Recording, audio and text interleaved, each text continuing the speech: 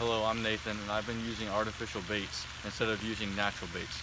And I found out that it's much harder to use these artificial lures than it is to use the natural baits. For one reason is, it is much harder to keep the slack out of the line. You get much more slack in the line when you use these natural lures because you have to give movement to the lures. When you give movement to the lures, you're constantly pulling in line and it creates slack. And then you have to try to hook the fish, and when you're pulling in more line.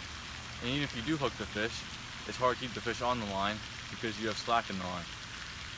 And another problem with using these artificial lures is that the fish are hard to fool because it doesn't look like their natural food.